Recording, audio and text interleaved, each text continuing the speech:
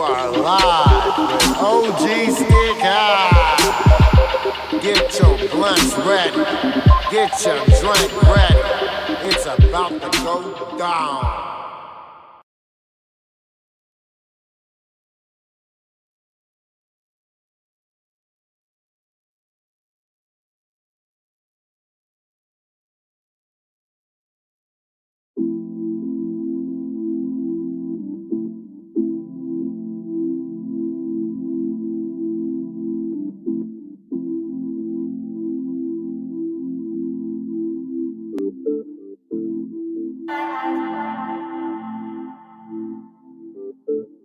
Hey, it's start to shit in my ear right now. Put up on the gas in my rear right now. Got my niggas feeling this I hear right now. Get my eyes up on the prize, I see it clear right now. Hey, it's start to shit in my ear right now. Put up on the gas in my rear right now. Got my niggas feeling this I hear right now. Get my eyes up on the prize, I see it clear right now. Clear right now, see it clear right now.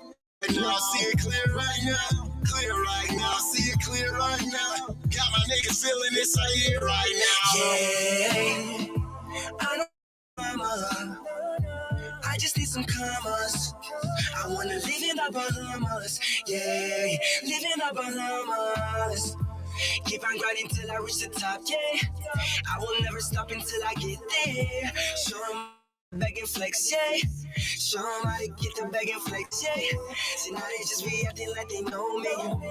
Put them to a test, but they ain't show me. These haters all around, but they just cloaking. These haters all around, but they just cloaking. Right now, put up on the gas in my rear right now. Got my niggas feeling this I hear right now. Get my eyes up on the prize, I see it clear. Hey, this talking shit in my ear right now. Put up on the gas in my rear right now. Got my niggas feeling this I hear right now. Get my eyes up on the prize, I see it clear right now. Clear right now, see it clear right now. Clear right now, see it clear right now. Clear right now, see it clear right now. Got my niggas feeling this I hear right now. It's a trigger for my G's.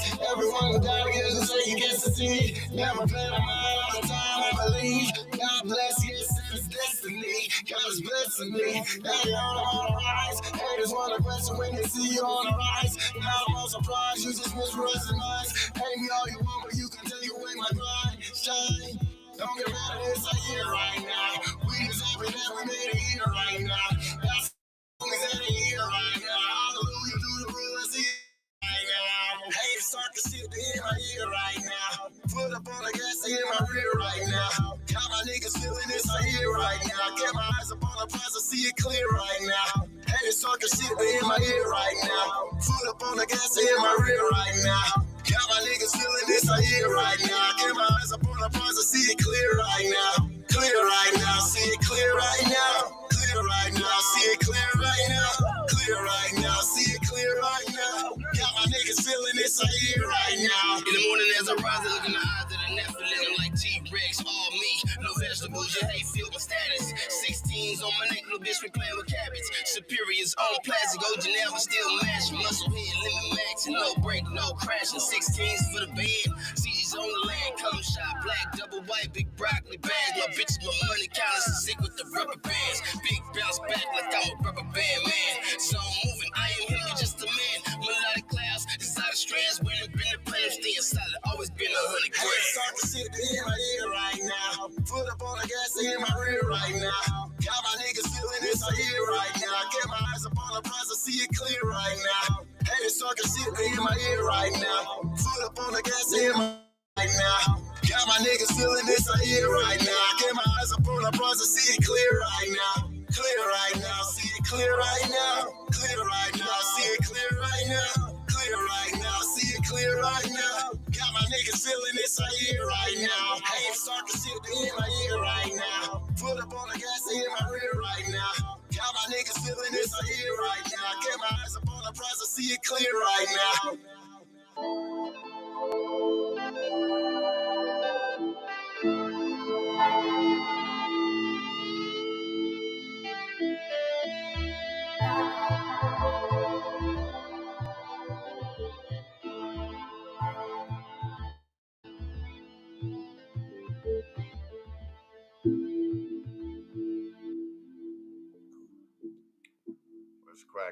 Man, welcome to Live with OG Stick High. You know what I'm saying? We Real Riders Only Radio. We've been covering the debates going on within the elections of Arizona, and being able to cover some of these things. You know what I'm saying? Being able to get tapped in with some of the candidates, and there's one particular candidate that has caught in my eye, and his name is Duane M. Wooten. He is a doctor. He's from Phoenix, Arizona. He's a native. Um, One of the youngest people who ever graduated in his class in history for what he then did. You know what I'm saying? In the doctor field, that's what he said. You know what I'm saying? And he had his politics. His politics reached out to me a certain type of way. His politics was real. And I want people to get to know some of these candidates, you know what I'm saying? Especially people that may have, people that may impact us in a positive way. And they may need your vote. And you just don't know what their politics are and who they are, what their name is, what they look like in their name. So it's my job. To add a little clarity to these things, okay? That's what I'm supposed to do right now. Add a little clarity to who is Dr. Wooten. And give you a little, let's see. Who is Dr. Wooten? Let's see. His brother is very intelligent, and we're going to get into some of his politics. Followed by Dr. Duane Wooten and Ms. Jasmine Ansari. Dr. Wooten, you have the first opening statement, sir. You have 2 minutes. Thank you. I'm Dr. Duane Wooten. I'm a pediatrician, born and raised in Phoenix, Arizona. I'm a true native, and I've only been out of the state when I was in college, Northwestern University in Chicago.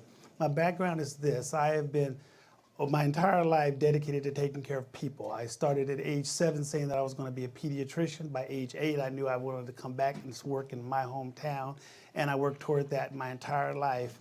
I was blessed enough to go to Northwestern at 16 years of age, finished there at 19 years of age, started medical school at the University of Arizona. I think I have the record for being the youngest graduate in the history of the state of Arizona, the University of Arizona College of Medicine. I was 23 when I was done. So I've been taking care of children and adolescents since then, but I've also been very active in all kinds of issues in this country, let alone this state.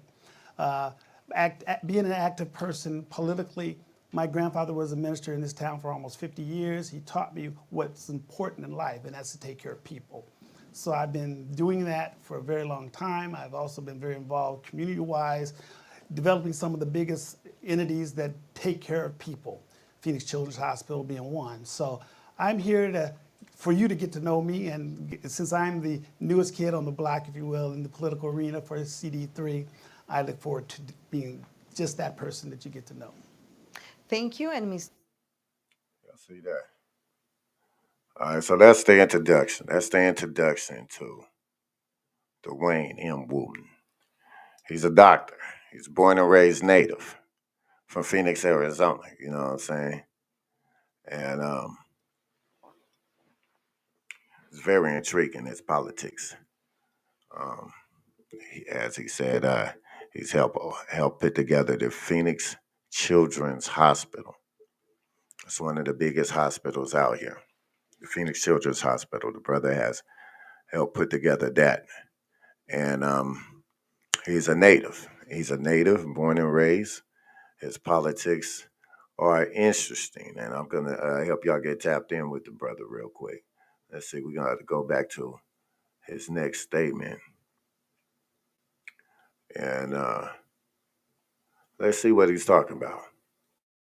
We're gonna get make sure I don't pass him up all the way on certain questions. He said something real interesting to me. Start right there. That's right there. Thank you, Mr. Duane. And now, please, if you may answer this question, Dr. Wooten. Well, I just want to make it clear, this problem has been in existence way before 9/11. This problem has been in existence for my entire life. People, a certain group of people, and I don't like to use names, but I'll just say a certain group of people on the right, they're the ones that have weaponized the immigration issue. They have systematically spoken about those immigrants who want to come to this country for a better way of life, who have real reasons to seek asylum, as being convicts, criminals, murderers, drug pushers, etc. And what I mean by that, weaponizing the situation, it makes people think, generally speaking, whenever the issue of immigration comes up, well, the borders are just open for all these terrible people to come across. We don't discuss the terrible people that come to this country from the East Coast. We don't discuss the terrible people that come to this country from Europe. We don't discuss those people that come to this country from Canada. But we talk about those terrible such people who come from the southern border. And so my goal, and my goal is real simple, is to make sure I bring some common sense back to Congress. Thank you, Dr. Wooten. There's no more common sense anymore. Thank you for your response. And Nigga said, ain't no more common sense no more. So hold up, let's see. Let's get another question out here. To legal status and representation in the United States of America. Thank you, Ms. Ansari. And just before we go to the next question, we are a little bit loose to some extent, but also we're going to try to start with a new question. Is 2 minutes, 1 minute for a reply from each of you. We will give you a chance to follow up if you'd like in the future. Dr. Wooten, let's start with what you mentioned about this problem with rhetoric in particular, maybe how immigrants are being treated or undocumented immigrants have been treated in this country for a number of decades. If you were in Washington, what steps could you actually take, not to improve the situation among immigrants, but actually this anti-immigrant rhetoric we keep hearing, which might get people really revved up? Do you have 2 minutes? Yeah, we just need to identify it and discuss it. You know, people don't discuss it enough. It's very, very important to discuss the topic. The topic is that people are using the immigration issue as a weapon to breed hate, violence, etc., to a certain group of people. And we just have to take a step back and understand we have all the technology in the world right now to shore up our border. We had a very comprehensive package delivered to Congress just a few months ago that it was one of my colleagues just said was nixed by a certain individual. I don't use his name ever. And so we just need to get a little more intelligent in Congress and use the common sense that God gave us and put the package together and enforce it and not make it into a situation of those people, these convicts, these no good people. You know, most of the drugs that come across our southern border are brought by U.S. citizens, not people who are seeking asylum and trying to have a better way of life. Ms. Ansari, I'd love to have you address the question, though, in terms of the rhetoric we're hearing. How was that? See, the brother's very intelligent, you know what I'm saying? I love it. I love it. He's a doctor, obviously. And watch. You're going to keep on dropping. Arizona has a history in representation in the Congress where they cross the aisle to look for bipartisan efforts. A comprehensive immigration reform should be what a lot of people want, but also the fear of going back to SB 1070 here in Arizona. If you would get elected and be in Congress, do you think there's a way to make things work for the border, make it secure, but also give a path for citizenship for those undocumented immigrants? Absolutely. You know, one thing that I take a lot of pride in, I've always been able to bring people together and work together to find a solution to common problems. There was a simple solution that was put forth already, as we mentioned, and it was bipartisan. It was a good plan, and it was nixed by one individual. I have, for 40 years, been able to bring people together to come across and with solutions that people didn't think would ever come across their table. So I know I have the ability to bring people together, to work together for a common solution, and that's all that's necessary in Washington. We have too many people who are just not facing the facts. This country was built on immigrants. We're going to always have immigrants, and we should do immigrants the courtesy of respecting them as they go through the process. By no means do we accept criminals who are doing it the wrong way, and we have a system for that. But the backlog is terrible, and we need to address it. And we need to address it fast because this is going to be a country of immigrants and it's going to remain a country of immigrants for a long time. And I'm happy that it is. Most people in this room would not be here if it wasn't for immigration and migration. But one thing I will say is that we have to have a sense of compassion. So what has been lost in the last 40, 50 years is the word compassion. No one has compassion for human beings anymore.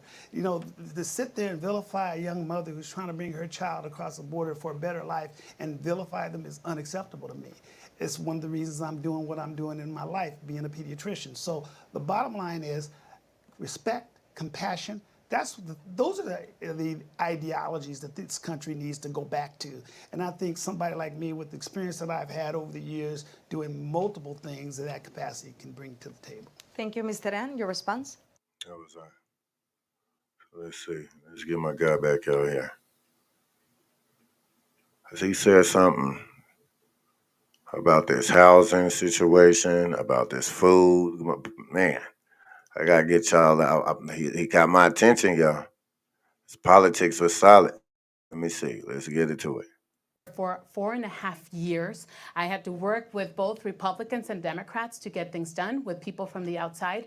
I was a leader of ousting and recalling Russell Pierce, and we ended up electing a Republican. So I know how to work in a bipartisan manner and Dr. get Wooten, things before done. I move to another question, 30 seconds for you. Yes, I have to add to that. You know, this phenomenon of thinking that the only way that you have worked in a bipartisan fashion is to be in city council or the state legislature. I smile at that because I've been in entities where I brought together warring factions to create one of the most impactful institutions the state has ever seen, and that's Phoenix Children's Hospital. I pulled two groups together. And so, you know, you can pull people together and not be necessarily sitting in a house. Okay, Ms. Ansari, we're going to change topics now. We know what happened when Roe v. Wade was overturned by the U.S. Supreme Court. If you were to be in Congress, would you vote to codify the right to an abortion? And if so, what? Let me get to Wooten again.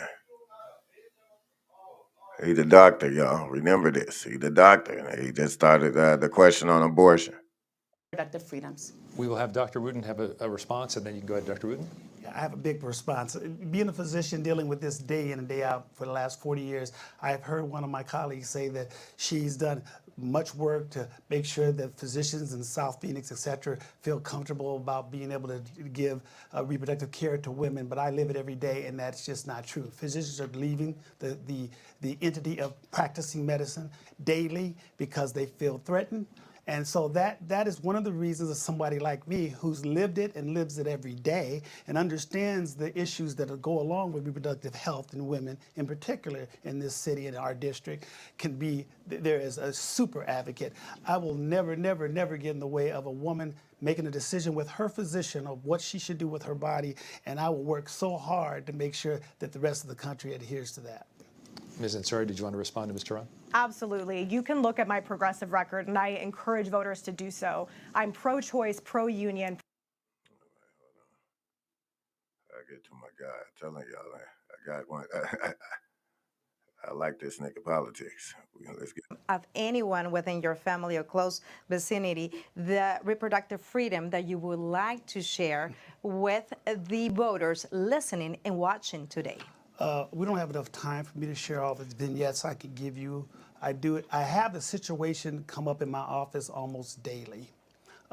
It's been worse recently, but I've had situations where I've had a child in one of my mom's pelvises, not viable, but was told that she had to carry this child, what we call encephalic. It had no brain. I mean, she had to carry the child to term because the doctors were worried and convinced that they may get filed upon if they were to do a DNC on this child. And so what happens? The mother is put at significant health risk. The mother can get septic.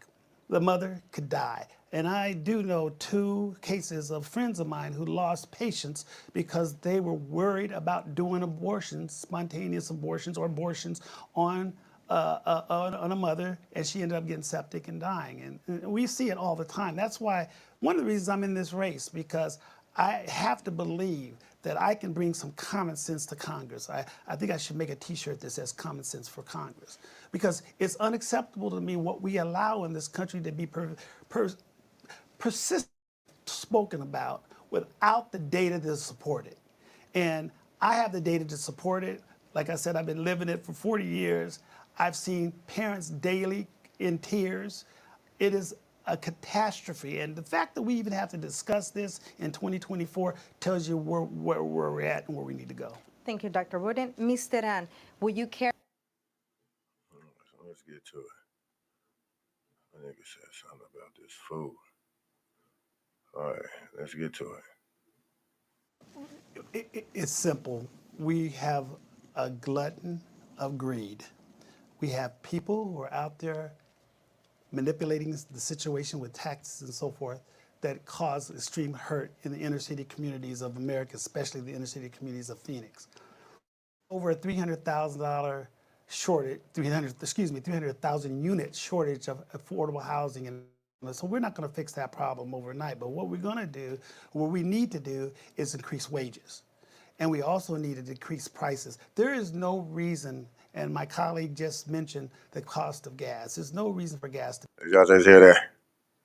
He said increase wages. Let's get back. Let's go back. Let's go back. He said that's talking my language. He says taxes are too high. I'm gonna let him talk. Phoenix, we have over a $300,000 shortage.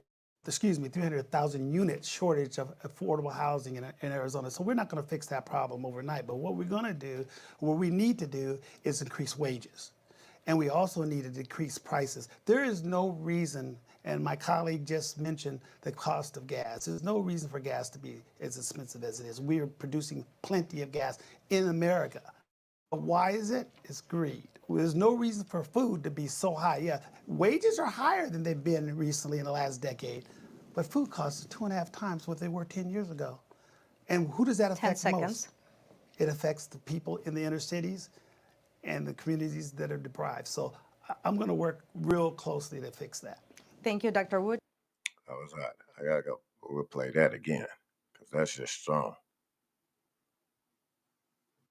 Manipulating the situation with taxes and so forth. In Congress. Second of all, we need to look at our. Let me see how everybody answered this question though too, because. And deeply troubled, and rightfully so. Ms. Ansari, thank you. Mr. Duane, let's move on to a different topic, the topic generally of the economy. Inflation has cooled from its highest levels, but this district has been affected starkly, as much of the state has been. What steps would or could you take as a member of Congress to make living more affordable for your constituents? Yeah, that's an issue that is brought up at the doors all the time as I'm having conversation with voters. But you know what? It's not an issue just with this current inflation situation. This district has been left behind for many, many years. So when you have something like the pandemic or this inflation rate, our communities have a harder time moving forward. So I believe that we need to make sure that we're holding patients accountable, because right now the inflation is lower, but our communities are not feeling it. They're having to pay almost $4 for a dozen eggs. The rise of gas is sometimes it's $4, sometimes it's close to $5. So it's unpredictable, and not to mention the skyrocketing rent prices. It's basically unaffordable to rent right now. So we need to make sure that we're holding greedy corporations accountable, strengthen our antitrust laws so that we can also protect the consumers. And we need to make sure that big corporations are paying their fair share. Okay. Ms. Ansari, your thoughts on inflation and how you'd help to either cool that or make the district and life more affordable for your constituents? Absolutely. I think there's two main issues we need to be looking at here. One is that wages are simply not keeping up with the cost of living in Arizona or across the country. And second, we have a severe housing shortage in Arizona nationwide, and we have to do something about it. When it comes to raising wages, I was proud as a councilwoman to vote to raise wages for thousands of working Arizonans, from firefighters to our bus drivers. librarians, and that is what we need to continue to do. That is why I'm proud to have the support of the majority of labor unions who saw that work and want to keep fighting together to make sure we raise the wage in Congress. Second of all, we need to look at our housing affordability, and that is because of a supply and demand issue that we have. On the council, I was a strong pro-housing champion. I spearheaded the effort to legalize accessory dwelling units to make housing more affordable. I worked to approve a record number of housing units in the district and have released a plan on our website specifically around addressing housing and homelessness at the level. And Ms. Ansari, we're going to return to that topic a little bit later. Actually, Dr. Wooten, your answer on this particular question. It's simple. We have a glutton of greed. We have people who are out there manipulating the situation with taxes and so forth that cause extreme hurt in the inner city communities of America, especially the inner city communities of Phoenix. We have over a $300,000 shortage, 300,000 unit shortage of affordable housing in Arizona. So we're not going to fix that problem overnight. But what we're going to do, what we need to do, is increase wages. And we also need to decrease prices. There is no reason, and my colleague just mentioned the cost of gas. There's no reason for gas to be as expensive as it is. We are producing plenty of gas in America. But why is it? It's greed. There's no reason for food to be so high. Yeah, wages are higher than they've been recently in the last decade, but food costs are 2.5 times what they were 10 years ago. And who does that affect most? It affects the people in the inner cities and the communities that are deprived. So I'm going to work real closely to fix that. Thank you, Dr. Wooten. And we're going to continue with another question on this topic. So we'll start with a response with Ms. Teran. And this is the question: do you believe that the action that led to the SHIP Act and the Inflation Reduction Act has led to increased prosperity here in Arizona and diversified a little bit that in the economy also here in our state? Absolutely. I mean, these incredible pieces of legislation that the Democrats delivered for our state. And they're bringing jobs, they're bringing green jobs, and we need to embrace this type of legislation. We need to work for more. But the problem is that people in our communities are not feeling it yet. And I agree, I'm going to agree with the fact that the wages have not kept up. And when you have these type of policies, sometimes it takes years for them to really go into effect and really be felt within the community. So we need to have these bold protections, these bold bills and these bold policies. But I hope that we can get to a place where we could actually raise wages so that people are enacting really quickly. Thank you. And Ms. Ansari, your response? Absolutely. I think that both the Inflation Reduction Act and the CHIPS Act were huge for Arizona. Now, we have to be very careful when it comes to implementation of those pieces of legislation. For example, TSMC building in North Phoenix, it's fantastic. However, we do have to make sure that the people who are getting those jobs are actually Arizonans, are part of our unions, and Arizonans are benefiting from those jobs. There was an issue early on, it was in the news, where there was concerns around people coming from out of the country to work in those jobs. I have worked hand in hand with many of our labor unions to make sure they're getting direct access to TSMC so that they can have access and benefit from those jobs. So that's really important.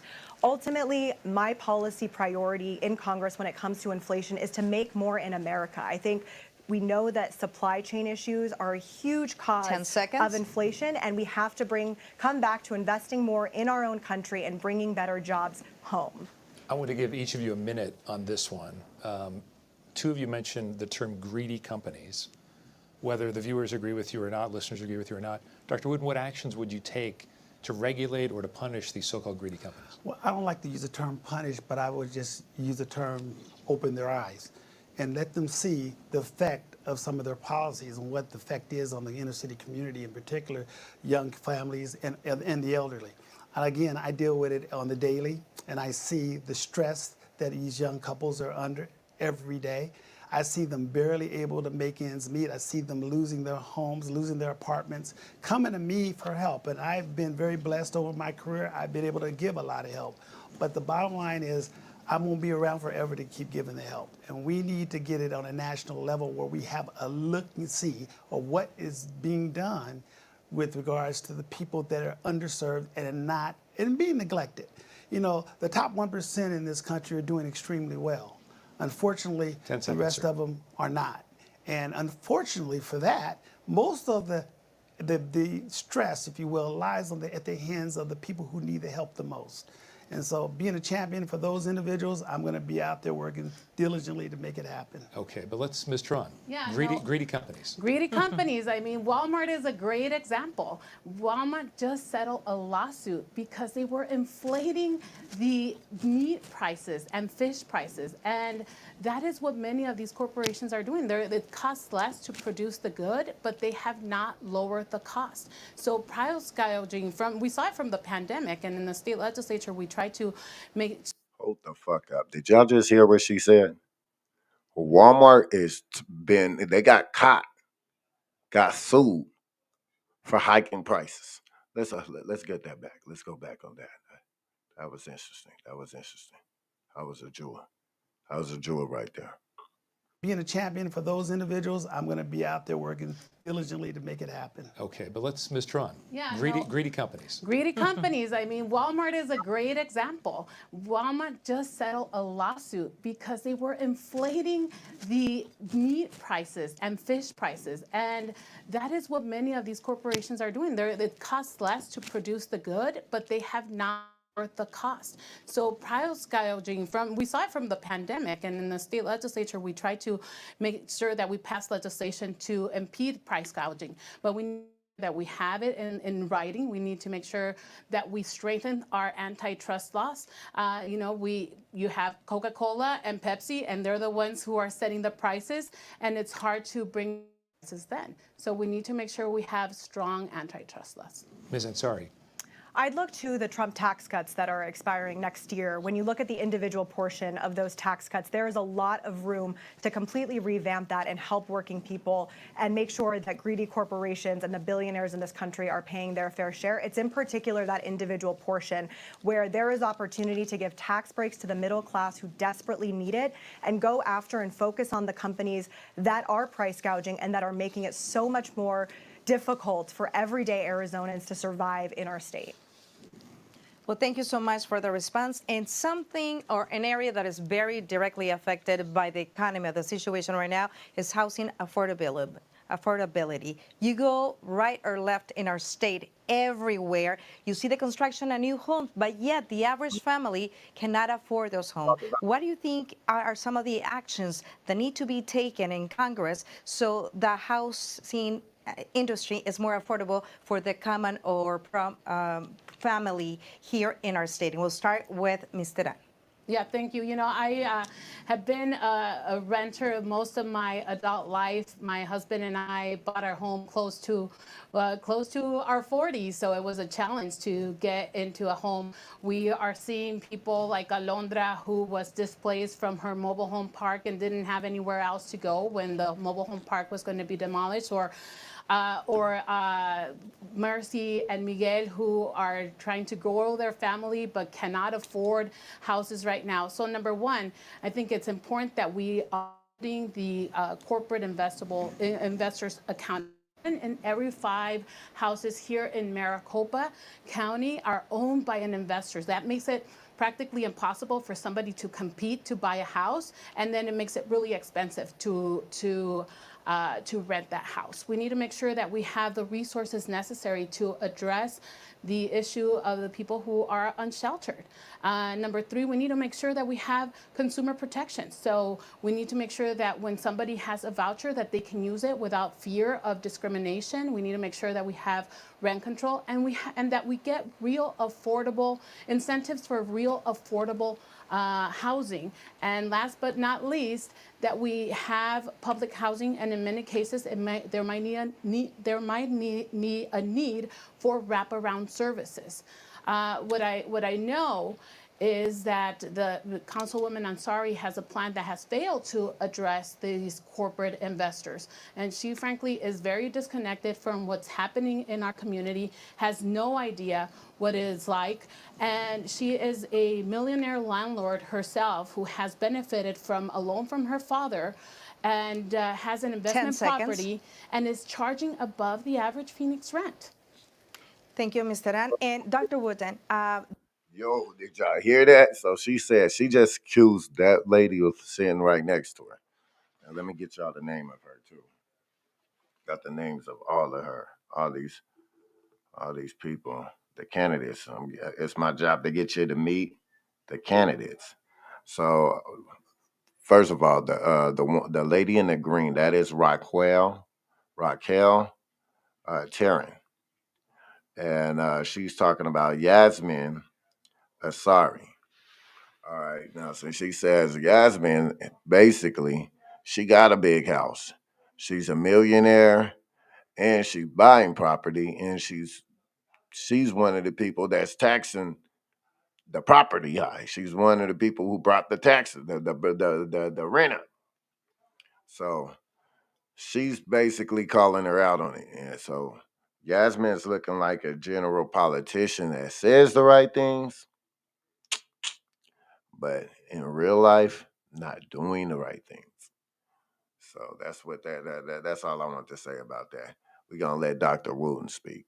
This lack of affordability in housing also creates another issue in that aspect, which is homeless. What actions do you think it needs to be taken to prevent the situation? Well, I've been waiting for this question. Over the last 8 months that I've been a candidate, I've toured about 7 countries, of course, on my own dime because I jumped into this race late and didn't raise a lot of money yet. And I went looking at these other countries for one reason, to see how they dealt with the homeless problem. We in America, and I'm just going to say this blanketly, have no excuse to have so many people homeless. It's unacceptable to me. Why do I say that and how can we fix it? Well, simple. Show, first of all, that you have that C word that I mentioned earlier, compassion for your fellow man. I went to Singapore. I'm going to give you an example. I went to Singapore, quick around the city for maybe 5 days, looking for a homeless person. Couldn't find one. Why? My driver said to Dr. Wooten, I will tell you why. Our country is about the people and the infrastructure. He said those high-rise condos over there, those are government-owned. And we rent them to low-income people based on what they can afford to pay. When they finish paying for their 30-year lease, usually they're 30 years, they own them. And what does that mean? They pass them down generation to generation and within their families. He said that's why you don't see hardly anybody homeless here. Now, that's a country that has about 1/100th of the GNP that the United States of America has, and they've solved the problem very easily. Our problem is we have too many corporate entities make as much money on people as possible, and the stress and the inhumane situation of homelessness and living on the streets means absolutely nothing to them. Well, I tell you, it means something to me. Thank you. Ms. Ansari, what are some of the actions that need to be taken to make housing more affordable here in Arizona? Well, first of all, I'd like to start with addressing my opponent's attacks. It's very telling that she's focused on personal attacks against me because she knows she cannot.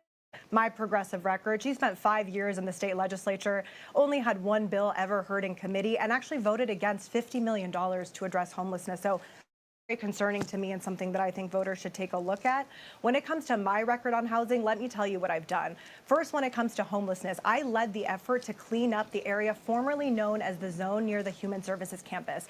I took out excessive policing from that process, allocated more than $140 million from American Rescue Plan funds to go to emergency shelter beds, more affordable housing, behavioral health services, and we got more than 700 people off of the streets, which were incredibly dangerous, and into safe housing. That's number one. I have actually been one of the number one proponents of affordable housing in the city of Phoenix. I also legalized accessory dwelling units. I led zoning reform.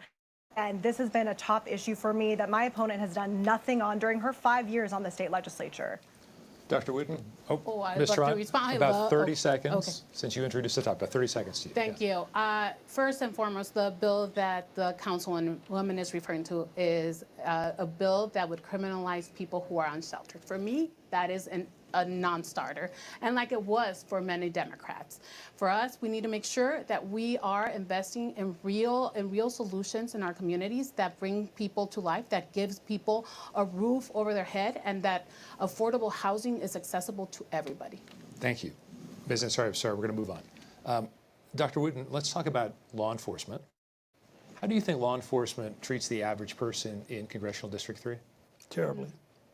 You have 2 Terribly. minutes to talk about it. And I'll tell you why I said that. I'm married to a judge, criminal defense attorney, and a candidate for Maricopa County attorney, my wife, and we talk about it every day. The individuals in my district are treated sometimes terribly, and we've seen it, we witnessed it, and it's deplorable. But it has to do with the overall thought process. I love the Phoenix Police. My brother, 30-year veteran, my other brother, police officer also for a while. I'm not against the police, but I'm against bad policing. And we need to do something about that. Community at large does not still trust the police. The police are not trustworthy as far as they're concerned. I talk about it to them all the time. And we have to work strongly with increasing community policing. And we're going to do that. But I have to be honest with you.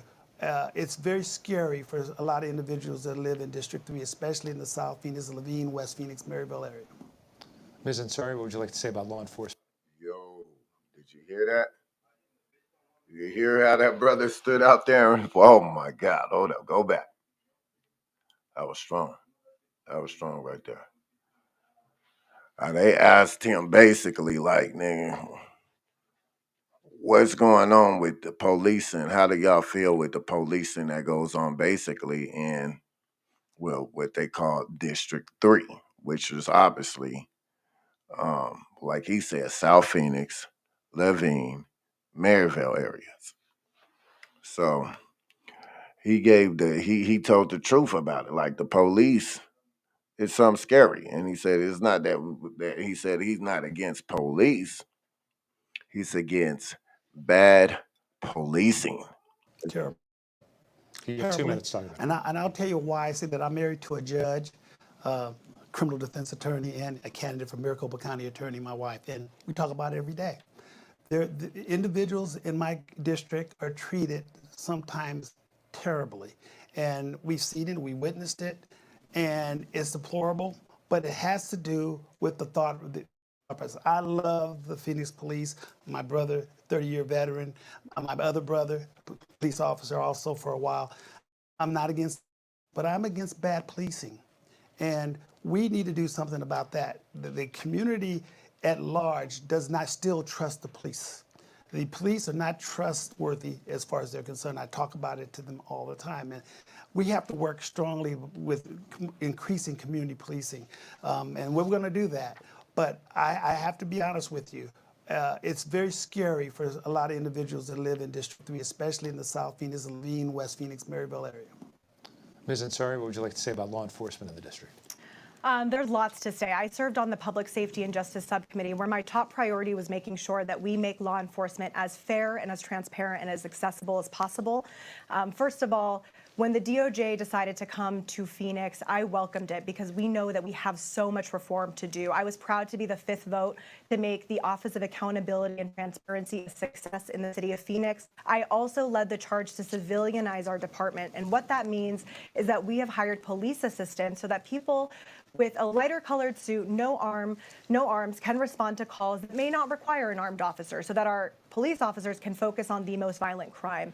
I also focused and voted for a $15 million community assistance program. So we have social workers and mental health professionals responding to 911 calls, again, when an armed officer doesn't need to be there. You have about 10 seconds. We need to reform the department, but we also need to make sure that if you're calling 911, whether you're in Maryville or Laveen or South Phoenix, you are getting the same response as somebody in North Phoenix. And so that is why raising wages for officers and improving our hiring and retention has been so important to the city of Phoenix. Mr. Wooten, concerns about law enforcement in the district? You know, I started organizing almost 2 decades ago, and that was because of the rise of the anti-immigrant sentiment in the state of Arizona. And there was one big law enforcement officer, Sheriff Joe Arpaio, who was abusing his power, targeting our community for the color of their skin.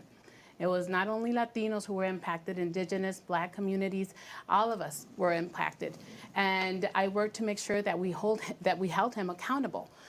We know that our communities want to have a safe space, safe neighborhoods. We need to make sure that we are investing in the ways that they can live their best lives, in education, in healthcare, in safety nets, where they can indeed live their best life. Well, moving on to another question, Dr. Wooten, do you believe that law enforcement officers are overly aggressive towards members of the community? And if so, what changes do you think they should be implemented at a federal level to prevent this here in our state? Well, I don't think overall all law enforcement officers are overly aggressive towards certain members of the community. I think there's some. And the only way you're going to fix that is through community education, community policing education, have programs set up to maybe teach them how to interact with certain communities that they may not be used to and accustomed to. And the other thing is just to get more police officers from those inner city communities who are originally from those communities to go back to those communities and do community policing. And one of the reasons my office sits right across the street from what was then called the Matthew Henson Housing Projects. That's where I grew up initially. My medical office is 1 block away from where I initially grew up over more than 50 years. And why is that important? Because I wanted the people in the community to understand that I was with them and I was there for them. Well, the police officers need to have that same compassion, that same feeling for their community. So community policing, education is the thing that's most needed. Thank you. Did y'all hear? He said he came from the Matthew Henson Projects.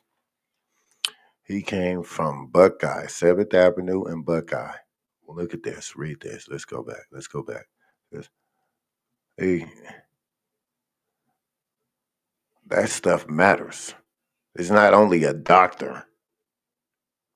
He's from our neighborhood. Members of the community? And if so, what changes do you think they should be implemented at a federal level to prevent this here in our state? Well, I don't think overall all law enforcement officers are overly aggressive towards certain members of the community. I think there's some. And the only way you're going to fix that is through community education, community policing education, have programs set up to maybe teach them how to interact with certain communities that they may not be used to and accustomed to. And the other thing is just to get more police officers from those inner city communities who are originally from those communities to go back to those communities and do community policing. And one of the reasons my office sits right across the street from what was then called the Matthew Henson Housing Projects. That's where I grew up initially. My medical office is 1 block away from where I initially grew up over more than 50 years ago. And why is that important? Because I wanted the people in the community to understand that I was with them and I was there for them. Well, the police officers need to have that same compassion, that same feeling for their community. So community policing, education is the thing that's most needed. Thank you. And Ms. Ansari, what is your response into this question?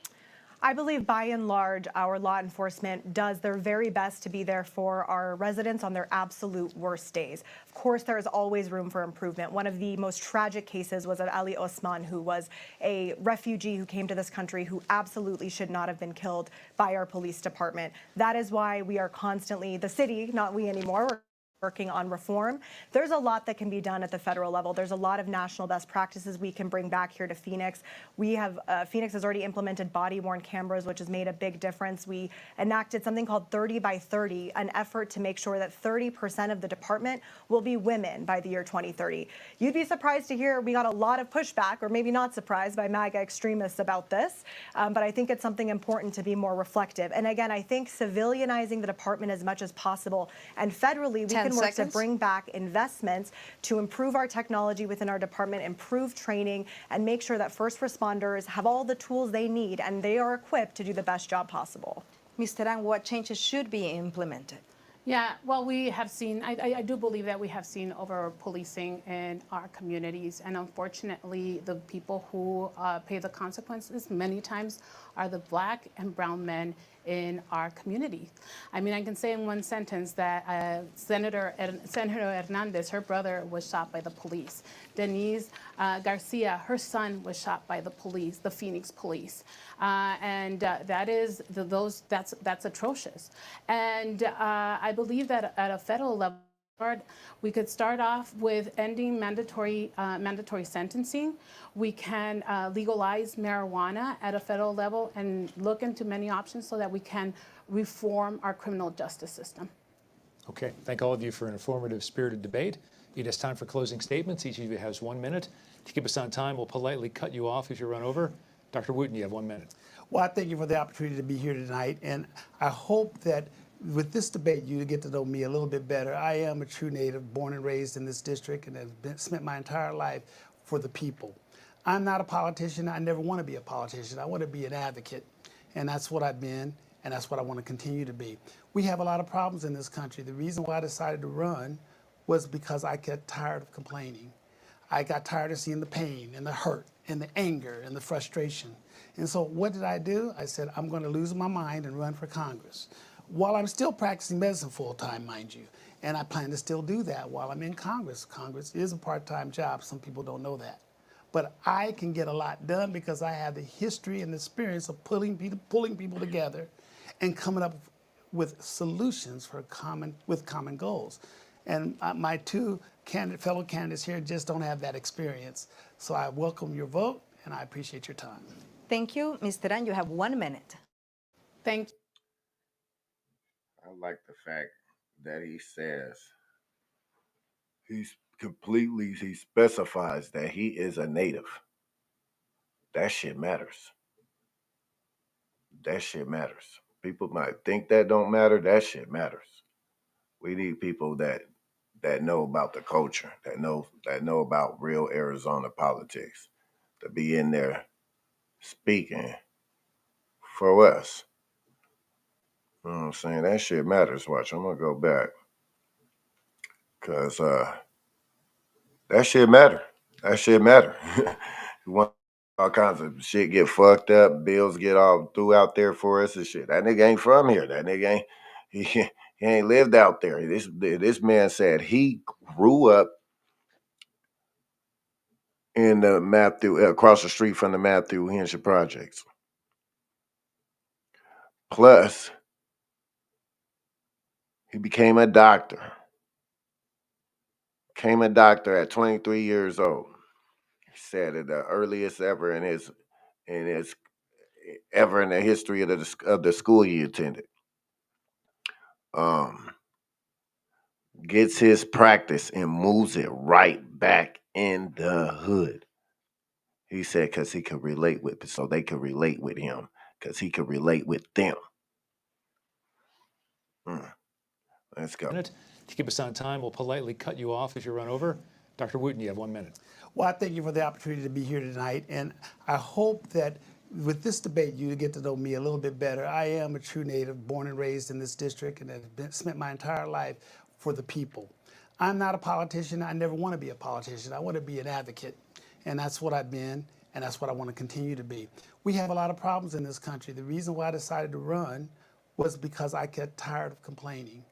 I got tired of seeing the pain and the hurt and the anger and the frustration. And so what did I do? I said, I'm going to lose my mind and run for Congress. While I'm still practicing medicine full time, mind you. And I plan to still do that while I'm in Congress. Congress is a part-time job. Some people don't know that. But I can get a lot done because I have the history and the experience of pulling people together and coming up with solutions for common goals. And my two fellow candidates here just don't have that experience. So I welcome your vote and I appreciate your time. Thank you. Mr. Duane, you have 1 minute. Man, that's my shit. You know what I'm saying? Want to highlight everything that Dr. Wooten was putting out here because he did catch my interest as the top candidate for that. I think Dr. Wooten is definitely a top candidate for that seat. And he represents everything that that's within our community. I mean, there's a couple of things. I don't really agree with the abortion thing, but he's a doctor, so he would understand it clearer, like he was talking about. The way that he brought it down into common sense and breaking it down into different scenarios, because there's different scenarios where the woman is at risk of losing her life, and that does matter. That does matter. A person that's going to lose their life over something that ain't even been here yet. You know what I'm saying? You know, live here. No, that don't makes no sense. So there's certain circumstances where I guess you would have to save your life. You know what I'm saying? And I don't think there's nothing wrong with saving your life if anything decided to threaten that. your well-being. So different politics on that. Everybody has different thoughts on that. Politics, uh, politics, certain things that a lot of people don't even like to talk about because it always creates arguments. You know what I'm saying?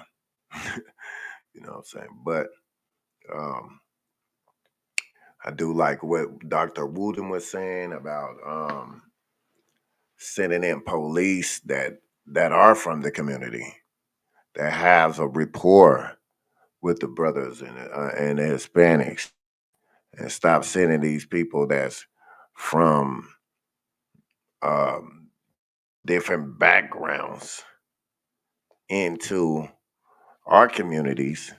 The people that don't have no way, they don't understand our communities, or they don't understand how to communicate with people in our communities, and they send them out here, and they come out way too aggressive, and they end up killing somebody.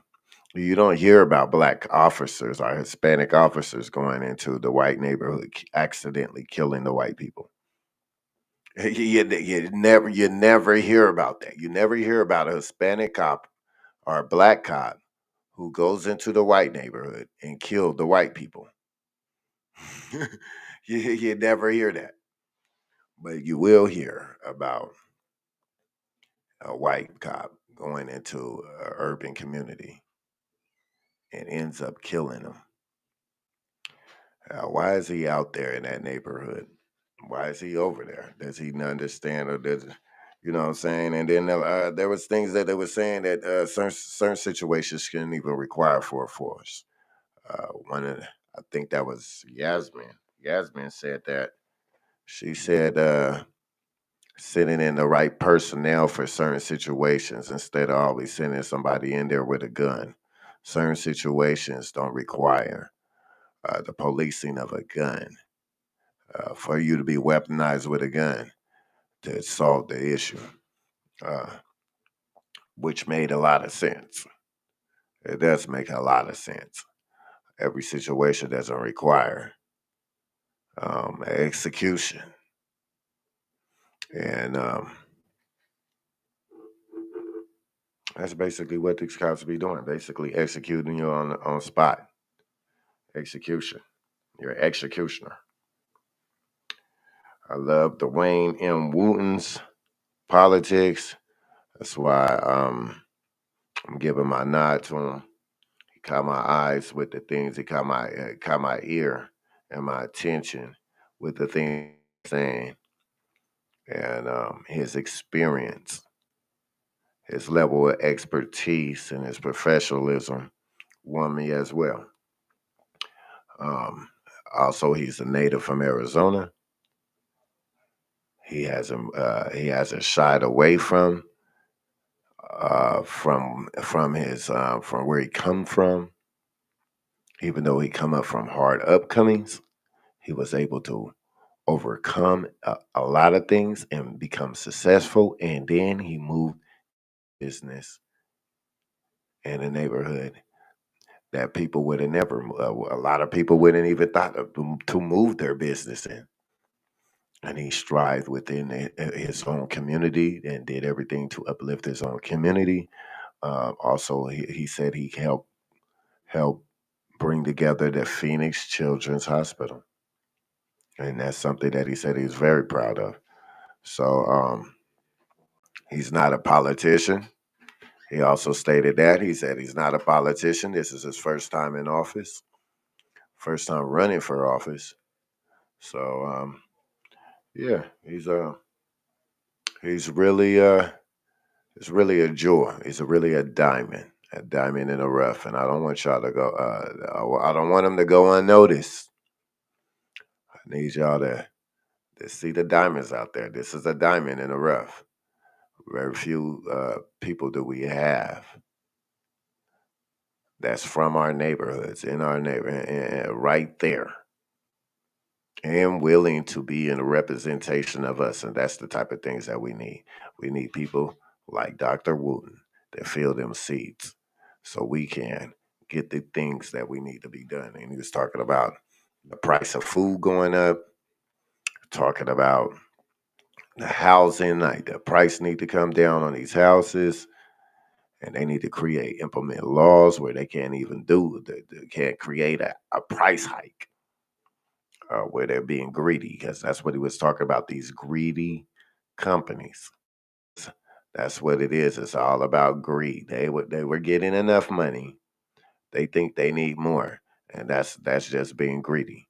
And you're breaking the community with your greed and creating a number uh, creating a number of homelessness that have never been out here ever. Like, this is got to be the highest level of homelessness ever. And you're starting to see people that have never been homeless before starting to become homeless. And it's because the price the price ain't right. And they got to bring that shit the fuck down and alleviate some of the pressure from these families, because they got other things to buy too. They can't just buy the house and then not buy electricity and not buy food and not be able to live in the house. They got to have enough money to still live. And that's what these greedy ass companies is doing. And they seen that the money was they gave a raise, or the wages went up, and they greedy ass, instead of allowing people to live off of the fact that the wages went up, they decided they needed more money because they knew you had it. You know what I'm saying? So they wanted to take the money out of our hands because they knew we had it, not because they needed it, just because they got greedy. And I like that Dr. Wooten was able to point out that they were being greedy. So y'all remember the name Duane M. Wooten. And there's a preliminary that's going to be coming up. I think it's July 1st. And he's going to need y'all vote. He's going to need your vote. If his politics match your politics and you're interested in voting for him, there you go. Tap in with Dr. Wooten. He seems like an incredible brother. And we definitely need more people like him that's on the forefront in representation of our communities, that know what it takes to help and rebuild our community type of way. Shout out to Dr. Wood, man. I'm gonna play a couple of my commercials and stuff that I got from my peoples and stuff. I got all these damn commercials and stuff. I got my own commercial, I got day commercials, and we gonna ride out and shit in the sunset. Thank y'all for tapping in. The people that I was able to tap in, I don't know. People are running from the politics. I don't know. I want people. The reason I'm doing this is because I want people to have more knowledge about this stuff. So I'm not gonna let y'all discourage me because you guys are not watching the politics and stuff. I'm still gonna keep doing it. I'm not gonna let you discourage me because you don't want to watch it. I'm gonna keep on dropping it. But I'm doing this so you guys could understand and know the names on on that ballot. A lot of people don't know these names. When it's time to vote, it's just to look like a regular name. And then you got to understand that politics affect us immediately. Our class is going to be affected immediately by any politics that's out there. So that's why we need to know what politicians are pushing, and which politicians are bound to be are on the ballot. So so we don't just get hit with these prices up like they just doing right now out of nowhere. And we gotta have people like that to go out there and fight for us to make these people pull the price down, take the motherfucking price down. Once I start getting more people involved and active and understanding of the importance of the politics, then we'll be able to fight these people that's against us, and they won't be able to fight with the law against us like that. We got some people in there fight for us too. So we got some people that's out there fight for us, and they need our vote, and we need them to be in there so they can be in there fighting for us. Shit, and once we understand the process of that, we're gonna start seeing some change in our community. Tune in to the Best in the West, Real Rida's Only Radio, where you can find the hottest podcasts and live radio broadcast. We will also be covering the Arizona elections debates in every category. On Real Rida's Only Radio, go to realridasonlyradio.com. Press the menu on the left of the screen and you can look up the Our Radio player, our podcasts, and the Arizona election debates and our exclusive shop where you can buy Real Rida's Only music. That's Real Rida's Only Radio. Also, artist want in the rotation? Send your music to realridasonlyradio@gmail.com. You're tuning into the best in the West. Real Rida's Only Radio. Don't be fooled by the people you meet on social media. It may start as an innocent conversation, but anyone who tries to sell you pills is nothing more than a drug dealer. And if you think tiny pills can't do much harm, think again. Fentanyl can end it all. Know the truth about fentanyl at learnmoreaz.org. Don't be fooled. Don't be faked out. Visit learnmoreaz.org. This message is sponsored by the Substance Abuse Coalition Leaders of Arizona. Are you looking to work in a fun, fast-paced environment with a creative team? Somewhere with learning opportunities and growth potential. Become a certified child care provider in your home. You'll get to support children's development, run your own business, help your community thrive, and best of all, work with people you love. Get certified at azchildcare.org to begin a meaningful career. Celebrating 30 years of AmeriCorps looks like building lifetime changemakers in Arizona communities. From serving children alongside First Things First to Executive Director of Prevent Child Abuse Arizona. From the Pinal County Sheriff's Office to the Governor's Office, serving with AmeriCorps today creates limitless potential for every new member to lead Arizona tomorrow. Where will AmeriCorps take you? Join the movement by signing up at serve.az.gov. This message is sponsored by the Governor's Office of Youth, Faith, and Family. This is not what you'd call an ideal coworker. He behaves poorly in others' workspaces. So I said, of course it itches. That's what the ointment's for. Ignores boundaries. Microwaves fish. His poor judgment isn't limited to the office. He brings it with him on the road. So please, stay aware in work zones.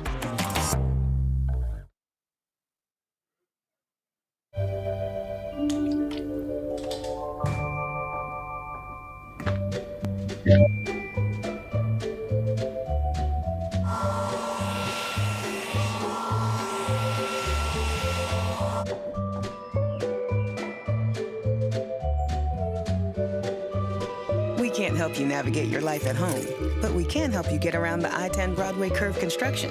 Download the Curve app for real-time traffic info, detours, and more. The Arizona primary election is on July 30th, 2024. Voting locations are open on Election Day from 6 a.m. to 7 p.m. All qualified voters need to show ID. Still have your mail-in ballot? Return it at any voting location or secure election drop box. You can also check the status of your early ballot, see voting locations, and review accepted IDs by visiting arizona.vote. That's arizona.vote. This message is sponsored by the Arizona Secretary of State's office.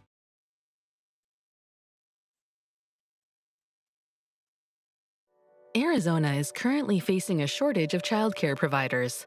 Help parents get back to work and children get the support they need during the most fundamental years of their development. When you become certified by DES, you get the freedom of running your own business while playing a crucial role in the success of a child, the community, and the economy. It's the little moments that make a big impact. To learn more, visit childcare.azccrr.com. The Arizona primary election is coming up on July 30th, 2024. That means the deadline to register to vote for this election is July 1st. Every voter has ballot options to choose from. Based on your party affiliation, learn which ballot you can request. Just head to Arizona.vote. That's Arizona.vote. Or call 1-877-THE-VOTE. Make your vote count. This message is sponsored by the Arizona Secretary of State's office.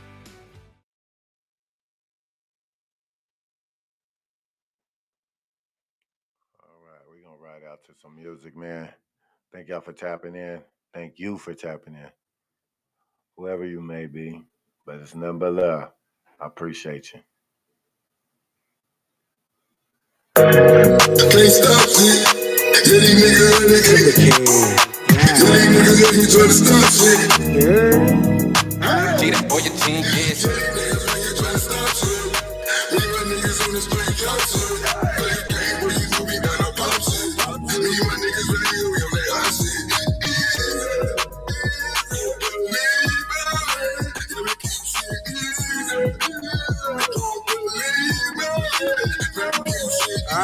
Growing up, having nothing wasn't easy. Only 13 when my nigga had to leave me. 7 killers with me all in allegiance. Mama always told me you gon' find out who your team is. For my brother Ali, you wanna see me. Boy, center, so you know I grew up on the deep end. Running pockets and counting pockets and profits. I was born to be a prophet. Different mindset, come with different progress. If that's your man, then why everything a contest? I need a shorty that appreciate the process. Take it to the lake and then find out where her mind at.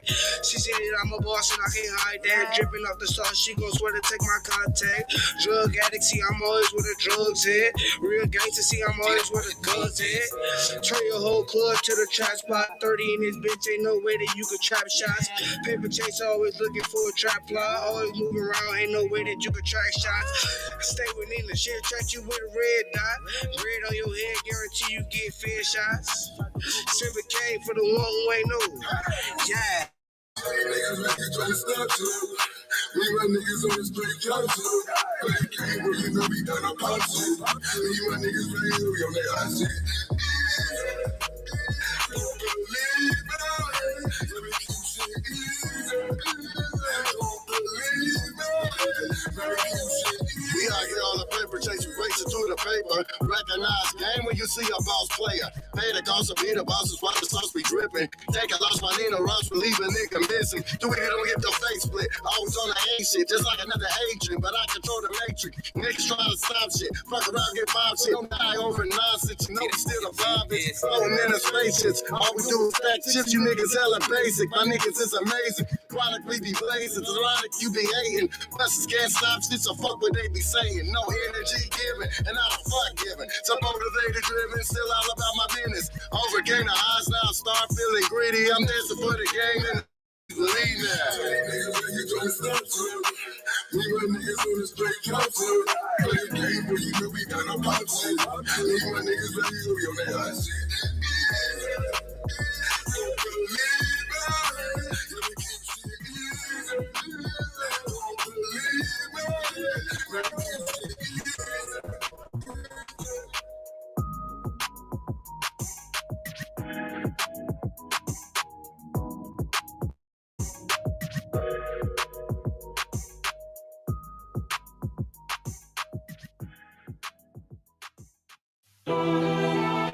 Chick, Sika, Sika. 1 foot in, 1 foot out. One foot out.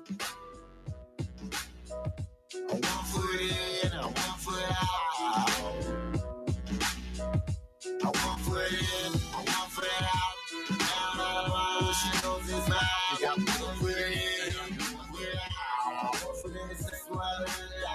1 foot in, 1 foot out. Now she knows it's out. Got 1 foot in, 1 foot out. 1 foot in, 6 foot out.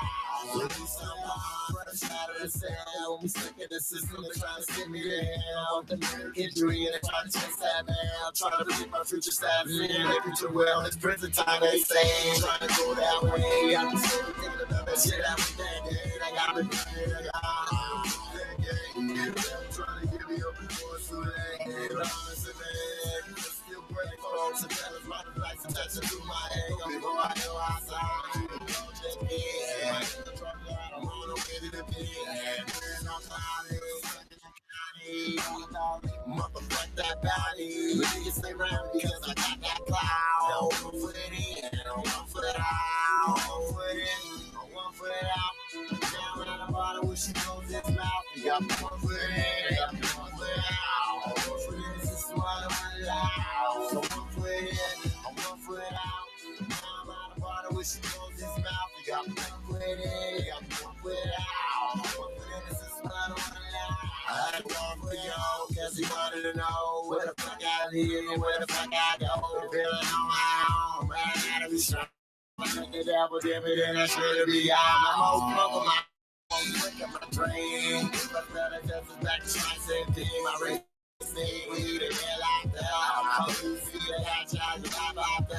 So I fucked up, I'm just trying to come out. Provided for my family, then I got locked up. See, I hear this wrong. I'm having now. Put the politics, I got locked up now. So my son, forever going to hell. Got all my blackmails in and out of the jail. You say y'all well, I say y'all trapped now. Put in the system, I'm out of how it is. I'm one foot out. Down at the bottom when she closes his mouth. You got one foot in, you got one foot out. This is what I'm allowed. So one foot in, one foot out. Down at the bottom when she closes his mouth. You got one foot in, you got one foot out. One foot in, this is what I'm allowed. So one foot out.